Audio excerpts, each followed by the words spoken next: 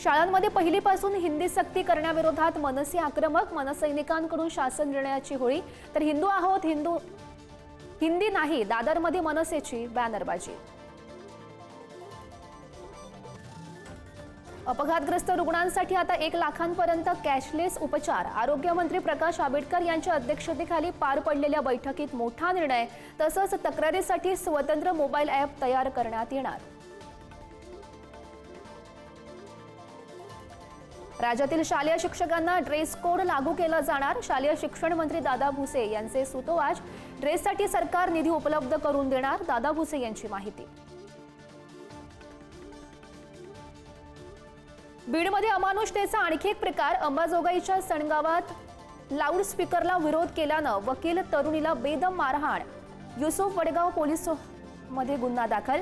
सरपंचांसह 10 आरोपी फरार। मारहाणीची महिला आयोगाकडून दखल।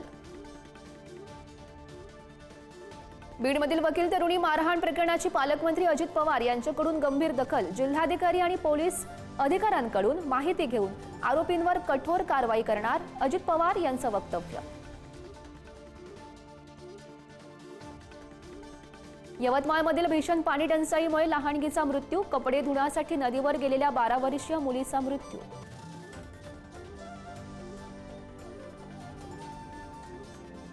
उन्हाचा कहर आणि बाष्पीभवनामुळे राज्यावर तीव्र पाणी टंचाईचं संकट। सोलापूरमधील उजनी धरण शून्यावर, अनेक ठिकाणी गंभीर परिस्थिती।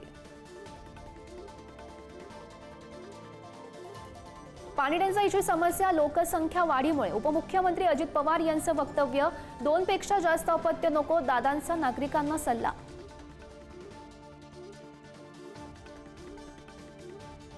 निलंबित पोलीस अधिकारी रणजित कासले पोलिसांच्या ताब्यात। बीड पोलिसांची कारवाई। कासले पोलीस दलातूनही बडतर्फ।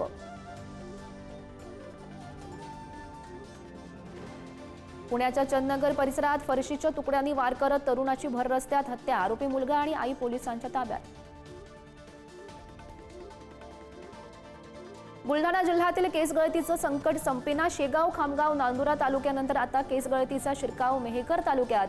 दुर्गबोरी गावातील तरुणाला केस गळतीचा त्रास, तर नख गळतीचाही नवा आजार। पिंपरी चिंचवडमधील चापेकर वाड्याचं संग्रहालयात रूपांतर। मुख्यमंत्री उपमुख्यमंत्र्यांच्या हस्ते पार पडलं लोकार्पण।